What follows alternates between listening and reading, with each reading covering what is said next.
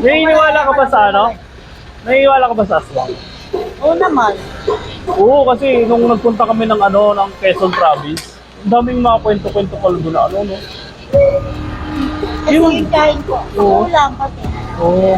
Ano nangyari kasi, yung nung pumunta kami ng Quezon, nung mamatay yung pinsan, pumunta kami ng Quezon. Oo. Tapos nung punta kami ng Quezon, ang daming mga kwento-kwento na ano, na gaya nga tungkol nga sa aswang. Tapos ang nangyari, Pero, kasi paniwala yung aswang na ano, alin? yung ginagapang ang asawa. Iba yun. Iba nito. Di nagpunta kami ng Quezon, tapos may kwento tapos. Nung time na pumunta kami doon, may muntik ng mahuli na aswang. Seryoso. Oo, seryoso.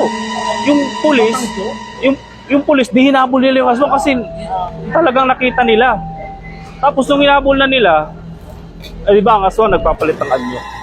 Ito, taga-kapis ko. Oo. Di ba nagpapalit ng anyo ang aswang? Oo, nagpapansin. Oo.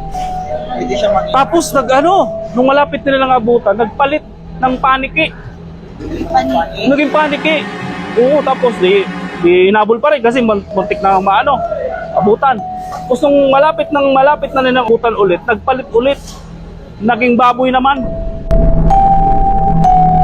Tapos hindi rin nahuli. Bakit? Nagpalit ulit ng anyo eh. Ano na? Tae.